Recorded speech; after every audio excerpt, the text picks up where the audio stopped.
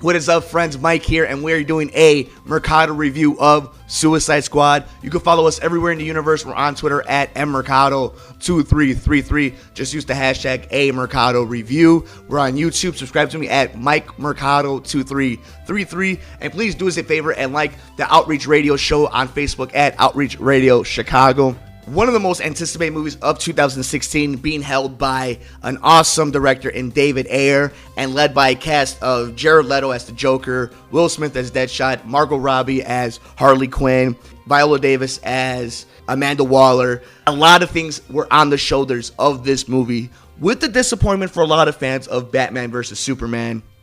So let's get right into it. My initial thoughts: this movie was good. It was not great. And to me, it needed to be great. One of the big ideas and one of the big thoughts I left this movie with, I went with, the special lady, Nicole. We went with my brothers, my cousin. It was an awesome time, all us hanging out. And after we all get out, you know how you are with your friends, your family, you start talking about the reaction of the movie. And the one thought I couldn't get out of my mind is, was this movie necessary? And I'm not trying to say it as a troll. My big thing is, what's the lasting impact of this movie? Say what you will about Batman vs. Superman, whether you love it or hate it. I'm more on the fence if I didn't like it very much. And I wanted to love it. I'm a Batman fanboy. I'm literally wearing my Batman shirt right now. It didn't live up to the crazy expectations a lot of us have, and we thought that movie should have been. But Suicide Squad didn't do what Batman vs. Superman did, and that was establish the universe at the very least. It created different storylines along the way. You have your Aquaman stuff. You have your Flash stuff. You have your Wonder Woman stuff. And at least, even if you don't like the universe is building, they're building a universe. In this movie, you're introduced, at least to me in the very cool beginning of the movie, the way you're introduced to these characters. And personally, I loved how they did it. I liked the kind of the quirkiness of it. At least those are some of the things I like. I'll get into what I didn't like a little later into this. The way they're introduced into the movie and how they kind of highlight certain characters, that were really cool. I liked what Will Smith did with Deadshot. I did feel towards the end of the movie, I did get invested in his story. And obviously, Harley Quinn and Joker, played by Jared Leto and Margot Robbie, awesome. And that's one of the things that I disliked about this movie. Or I wouldn't even say disliked about this movie. One of those things that I can't shake the feeling of. There's a scene in it where they mention that Harley and Joker were the king and queen of Gotham City. You want to see a movie like that. And this Suicide Squad has a lot of that. When they hit a scene or narrative, it hits out of the park. It's a home run. But when they miss, it's brutal. AKA the Enchantress. Oh my God. That was unbearable is a strong word, but wow. I don't know if that was David Ayer or if that was Warner Brothers trying to make the stakes worth something and establish, mysticism in the world. It was crazy. Enchantress in the beginning looked cool to me. Looked pretty cool. She was a kind of a scary, like the Ring girl, kind of creepy, and I appreciated that, but definitely did not like how that paid off towards the end. I think the movie, throughout a lot of it, doesn't know what it wants to be. And a lot of that is also the little music beds that drove me nuts. Look, the music in the movie is awesome. Obviously, they're great songs. But unlike a movie, and I hate doing it, guys, and I'm going to do it, but in a movie like a Guardians of the Galaxy, right, where music plays such a big role in it, I feel like it's so much more subtle. Even though it's right in your face, it's so much more subtle about it. This movie wasn't like that. Yeah, you can bob your head to the tunes because they're awesome. Doesn't mean that it's appropriate for the movie. Some of the things that stand out for the movie are the real cool Easter eggs from the comic book to the movie, how they adapted that. I think there's some really cool snapshots that you're going to see as the movie starts rolling out and more people see it and more things leak, head out to the internet. So there's a lot of cool imagery that you say, especially if you've been a long time Batman fan and know the stories of Joker and Harley Quinn. The motivations throughout the movie kind of throw me off as one of the negatives towards this. You understand what they're trying to do. Amanda Waller, she's a very strong character. She starts off as the good guy, right? With the right intentions of using bad characters. But just like, we expected it to, you start liking, and because of how great these actors are in these roles, you start rooting for these characters, and she changes into the bad guy. And she has the best story arc, I feel, other than probably Deadshot and Margot Robbie. Now, I will say one thing. For the limited time that he is in the movie, Jared Leto's Joker is such a force. It's so creepy in the movie. And I appreciate that so much for this kind of take of a Joker. I'm very excited, and I cannot wait to see, after the teases that we see of Batman in this movie and the interactions. It's going to be so exciting. You don't see Batman and Joker ever interact in this movie. So I think that's going to be so exciting when that day actually happens in a Batman solo film. Really fast, my favorite character was probably Diablo. His character takes very ups and downs, at least emotionally, of what he's going through.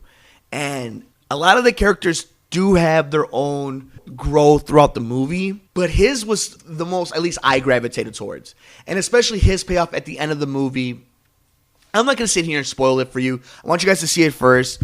There's only a few things that I might get into crazy spoil, so I'll give you a warning about that. But I very much enjoyed how Diablo's character pays off at the end, and the way, you find out exactly what he's going through and what he did, and it's very cool.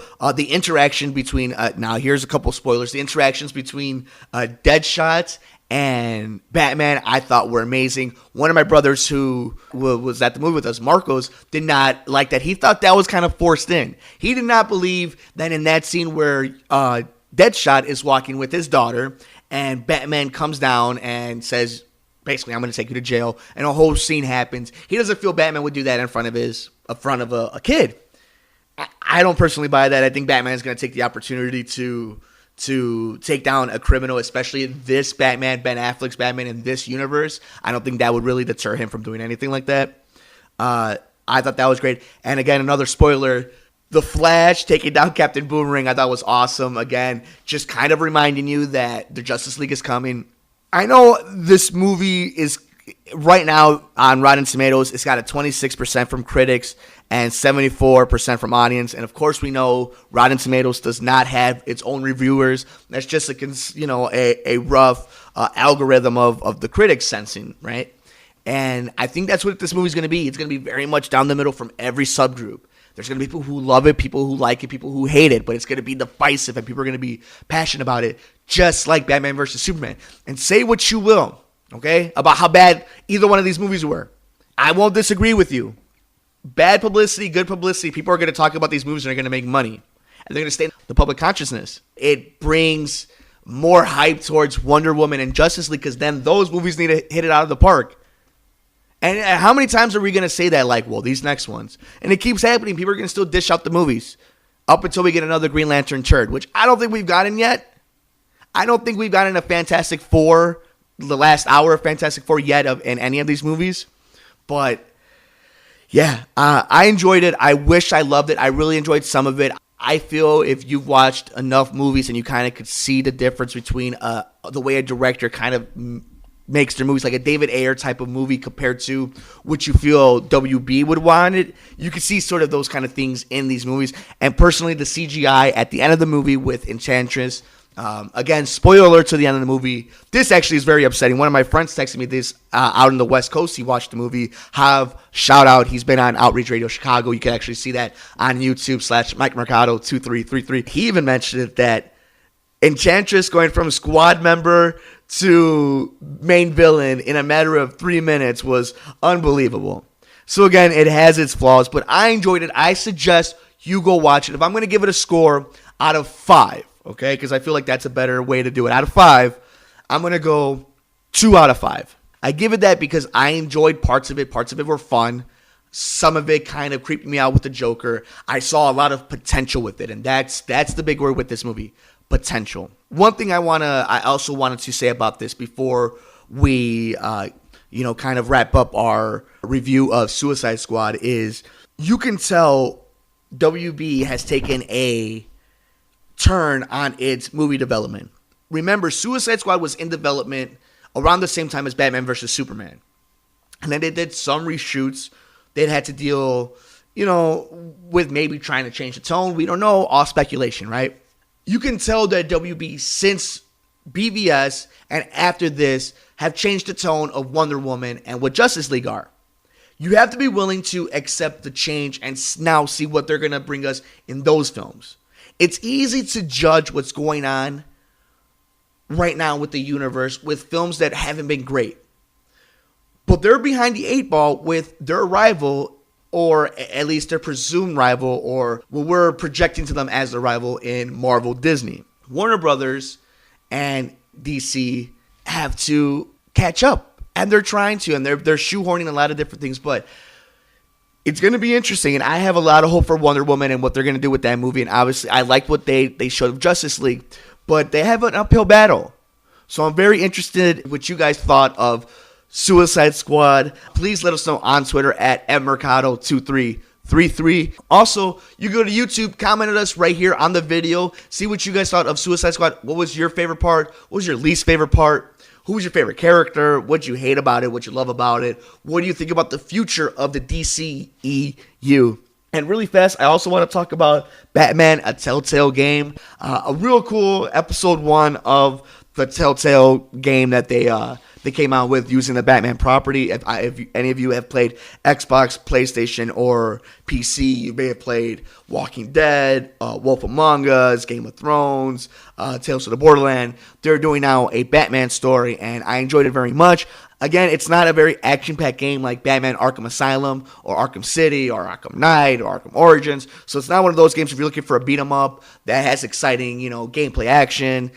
This is not it. The narrative of this Batman game is its strong point. Very interesting take on certain characters. I'm very excited to see what episode 2 brings. So again, out of 5, I would say I would give it about a 3.5 out of 5. The game has some really weird glitches in it, and obviously I'm not a snob when it comes to these things, but it's 2016 and the engine should be better ran by Telltale at this point, but their narrative is always on point, so please check that out, guys, and let me know what you guys thought of that. But that'll do it for us here at A Mercado Review of Suicide Squad. Find us on Twitter at mmercado2333. Subscribe to the YouTube page at Mike Mercado 2333. Also, do us a favor and go to Facebook and like our Outreach Radio Show page, Outreach Radio Chicago. Thank you guys so much, and we'll see you on the next A Mercado Review.